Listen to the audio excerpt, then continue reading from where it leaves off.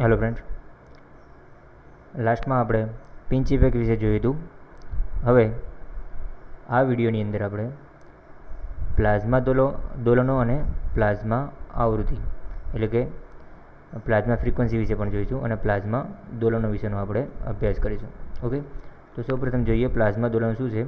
તો પ્લાઝ્મામાં વિદ્યુત ભારિત કણોની ઘનતા તેમજ વિદ્યુત અને ચુંબકીય ક્ષેત્રના મૂલ્યોમાં થતા આવર્તીય ફેરફારોને કારણે પ્લાઝ્મા સ્વરૂપમાં જુદા જુદા અનેક પ્રકારના દોલનો અને તરંગો ઉત્પન્ન થાય છે.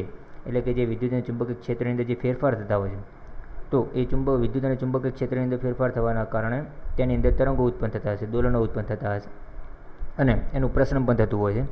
તો પ્લાઝ્મા દોલનોમાં સૌથી સરળ દોલનો એ લેંગમ્યુર દોલનો છે. યાદ રાખજો, પ્લાઝ્મા દોલનની અંદર સૌથી સરળ દોલનની વાત કરીએ તો કયો છે? લેંગમ્યુર દોલન. અને આપણે આગળ પણ જોયું હતું કે લેંગમ્યુર એ પ્લાઝ્માની સૌ પ્રથમ ડેફિનેશન લેંગમ્યુરે આપેલી હતી. હવે નેક્સ્ટ છે પ્લાઝ્મા તરંગો. ત્રણ પ્રકારના આપણે અહીંયા લઈએ છીએ કે પ્રથમ છે ઇલેક્ટ્રોમેગ્નેટિક વેવ્સ. પ્રથમ તરંગ આપી છે ઇલેક્ટ્રોમેગ્નેટિક વેવ્સ એટલે કે ઇલેક્ટ્રોમેગ્નેટિક તરંગ. બીજા છે ઇલેક્ટ્રોસ્ટેટિક્સ વેવ એટલે કે વિદ્યુત સ્થિત વિદ્યુત આપણે જે કહીએ એવા તરંગોની વાત કરી છે.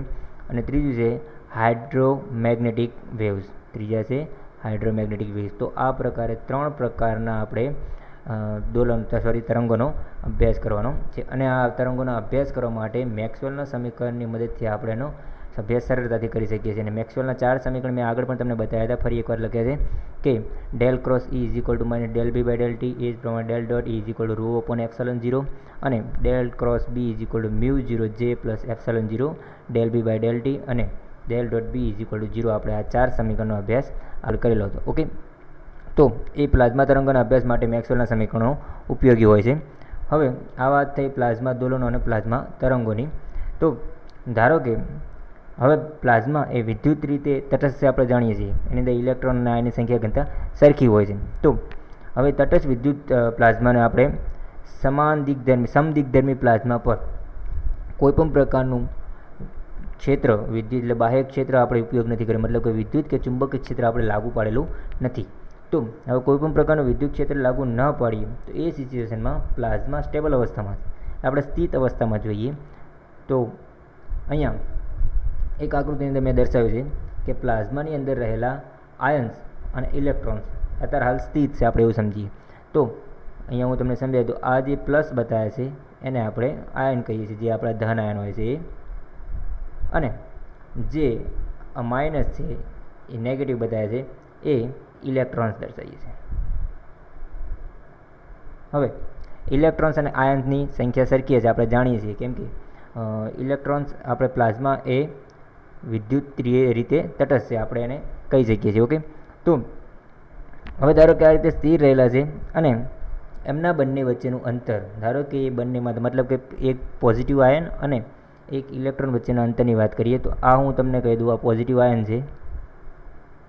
ઓકે, આ પોઝિટિવ આયનથી આ પ્રથમ ઇલેક્ટ્રોન એમના વચ્ચે થોડી ગેપ છે. જો આ પ્રથમ પોઝિટિવ આયનથી પ્રથમ ઇલેક્ટ્રોન, અહીંયા તમને નંબર આપું તો સમજવા પડશે, 1 2 3 4 5 આ રીતે પોઝિટિવ આયન છે અને એ જ પ્રમાણે ઇલેક્ટ્રોન છે.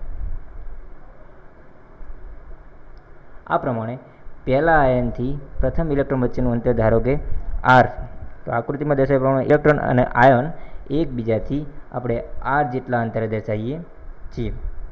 હવે એટલા અંતરે છૂટા પડેલા હોય છે, જ્યાં જે R છે મોડ Rનું મૂલ્ય પ્લાઝ્માની જાડાઈની સરખામણીમાં ઘણું જ ઓછું હોય છે. એટલે કે અહીંયા જે R દર્શાવે છે આપણે એ Rની કિંમત એ પ્લાઝમાની જાડાઈની સરખામણી, કેમ કે આપણે અહીંયા જે ઇલેક્ટ્રોન્સ અને આયન છે એ પ્લાઝમાની અંદર રહેલા છે, નાના નાના પાર્ટિકલ્સ છે. ઓકે, તો એ પ્લાઝમાની અંદર રહેલા છે, મતલબ કે પ્લાઝમાનું કદ તો એની સરખામણીમાં ખૂબ જ મોટું હશે.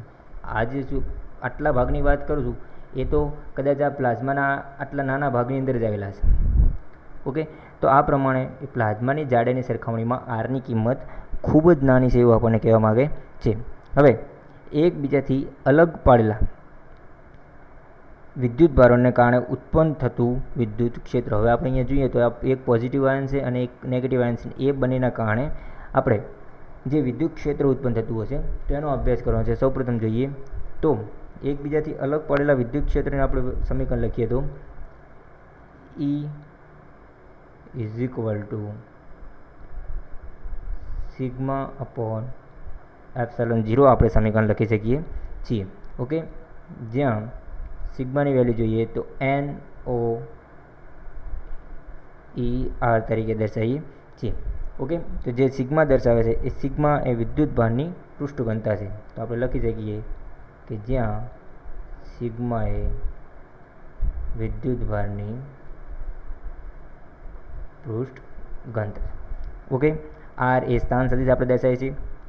અને જે NOની અહીંયા વાત કરી છે ત્યાં આપણે N0 અથવા NO જે બી કહીએ N0, NI અને NE એટલે કે ઇલેક્ટ્રોનની સંખ્યા ઘનતા, આયનની સંખ્યા ઘનતા અને જે તટસ્થ પરમાણુ છે એ બધાની સંખ્યા ઘનતા એકમ કદ દીઠ આપણે સંખ્યા ઘનતા બધાની સમાન તરીકે દર્શાવી શકીએ છીએ. ઓકે, તો એની જગ્યાએ આપણે NOનો યુઝ કરીએ છીએ. તો એ સિગ્માની જગ્યાએ એમને યુઝ કરે છે NOR અને નીચે હું લખી શકું છું અપોન એપ્સિલોન 0.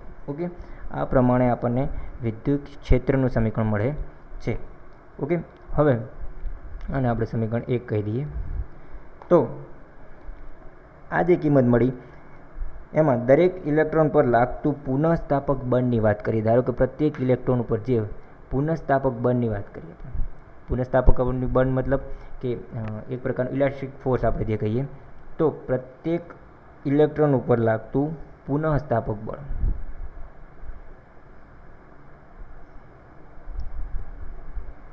એ પુનઃસ્થાપક બળ જો F હોય તો આપણે લખી શકીએ કે F is equal two -E into E તરીકે. ઓકે, તો એ વિદ્યુત ક્ષેત્રના કારણે જે પુનઃસ્થાપક બળ લાગે છે ઇલેક્ટ્રોન ઉપર આપણે એને F is equal two -EE તરીકે દર્શાવીએ, જ્યાં -E એ ઇલેક્ટ્રોનનો ચાર્જ બતાવેલો છે અને એ કેપિટલ E બતાવે છે એ લાગુ પાડેલું વિદ્યુત ક્ષેત્ર છે. ઓકે, તો ફરી એકવાર આપણે જે આ Eની કિંમત છે આપણા સમીકરણ 1ની અંદર એની કિંમત આપણે આ બળના સમીકરણમાં સબસ્ટિટ્યૂટ કરી દઈએ તો આપણું સમીકરણ બની જશે N0 E into E square થઈ જશે into R upon epsilon 0. Okay, આવું આપણને એક સમીકરણ મળે છે. હવે ઇલેક્ટ્રોન માટે ગતિના સમીકરણ દર્શાવવું હોય, હવે આ સમીકરણ આપણા આગળ પાસે છે જે બળનું સમીકરણ છે અને બળના સમીકરણમાં આપણે ગતિના સમીકરણની અંદર કન્વર્ટ કરો તો આપણે જાણી શકીએ છીએ કે ધારો કે ગતિના સમીકરણમાં આપણે એ સમીકરણ લખવું તો F બરાબર ma તરીકે આપણે લઈ શકીએ છીએ. F ઇઝ ઇક્વલ ટુ આપણે ma તરીકે પણ દર્શાવી શકીએ છીએ. ઓકે, જેને કહીએ R અપોન એપ્સિલોન 0. હવે આપણે કહીએ છીએ અહીંયા એ પ્રવેગ દર્શાવે છે. ઓકે, પ્રવેગને હું વેગનું સમય સાપેક્ષે એક વખત વિકલન દર્શાવી શકું યા તો જે સ્થાન આપ્યું છે એ સ્થાનનું સમય સાપેક્ષે 2 વખત વિકલન દર્શાવી શકું. ઓકે, તો આપણે અહીંયા સ્થાનનો યુઝ કરશું કે એની જગ્યાએ આપણે લખશું R ડબલ ડોટ માટે સમીકરણ આપણું બનશે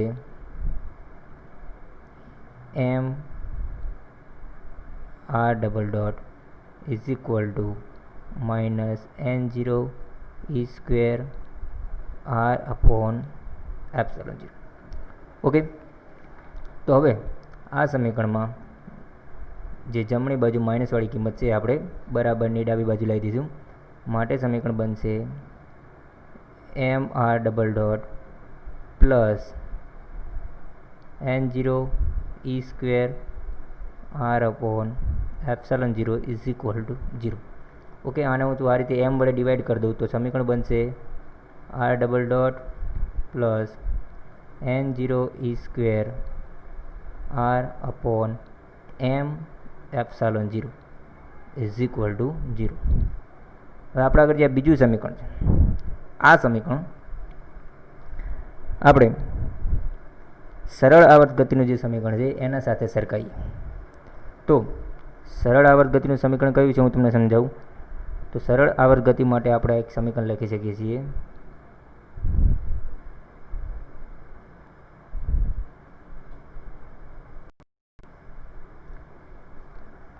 તો સરળ આવર્ત ગતિ માટે આપણે સમીકરણ દર્શાવી દઈએ. સૌપ્રથમ એક એક્ઝામ્પલ તરીકે d²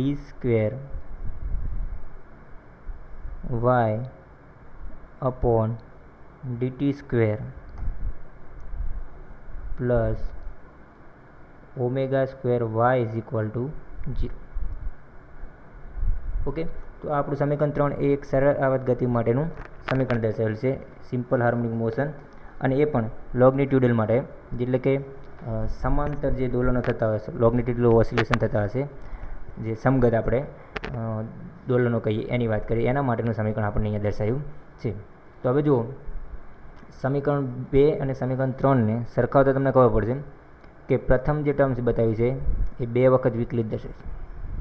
ઓકે, એક ટર્મ્સ એ છે અને બીજું ટર્મ્સ છે જેનું વિકલન લીધું છે જે વાય પ્રત્યે, એ આપણો અહીંયા આર દર્શાવે છે.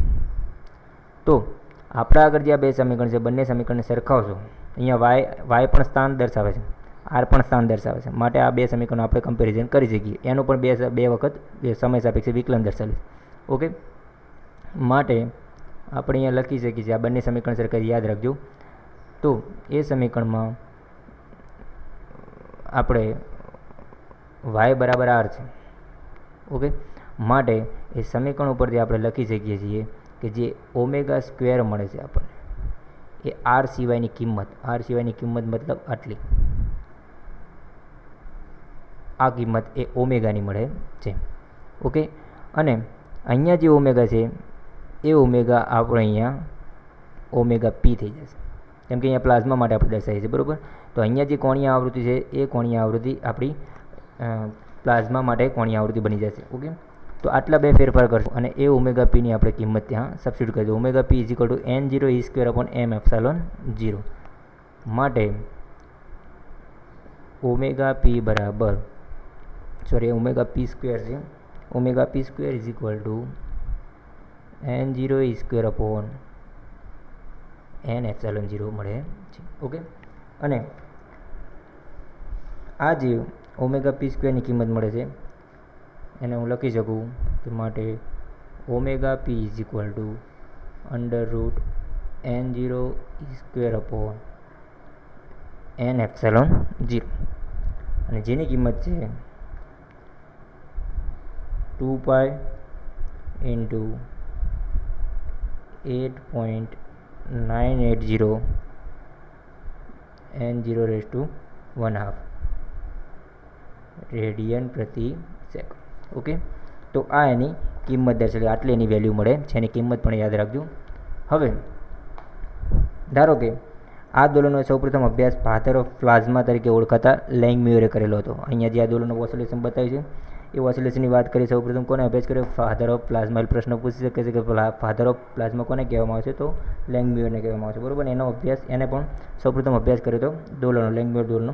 તેથી આ દોલનને આપણે લેંગમ્યુર દોલનો કહીએ છીએ. તો આ વાતથી આપણી કોણી આવૃત્તિ આપણે શોધવાની છે ફ્રીક્વન્સી, પ્લાઝમા ફ્રીક્વન્સી, જેને આપણે ન્યુ પી તરીકે દર્શાવીએ. ઓકે, તો પ્લાઝમા ફ્રીક્વન્સી આપણે ન્યુ પી તરીકે દર્શાવીએ છીએ, જેને ઓમેગા પી અપોન 2π તરીકે દર્શાવવામાં આવે છે. તો આપણે આગળ જો ઓમેગા પીની કિંમત છે જ, જેને હું 2π વડે ડિવાઈડ કરી દઉં તો કિંમત મળશે 8.980. ઓકે, આટલી કિંમત, કેમ કે 2π તો રિમૂવ થઈ જશે, N0^1/2 આ આપણી મળે છે પ્લાઝમા આવૃત્તિ, એટલે કે પ્લાઝમા ફ્રીક્વન્સીનું સમીકરણ મળે છે, કિંમત બતાવે છે. ઓકે, જેને આપણે ઓમેગા પી અપોન 2π તરીકે પણ દર્શાવી શકીએ છીએ. તો આ વાત થઈ પ્લાઝમાના દોલનો અને પ્લાઝમા ફ્રીક્વન્સીની. સમીકરણ યાદ રાખજો, એની કિંમત પણ યાદ રાખજો.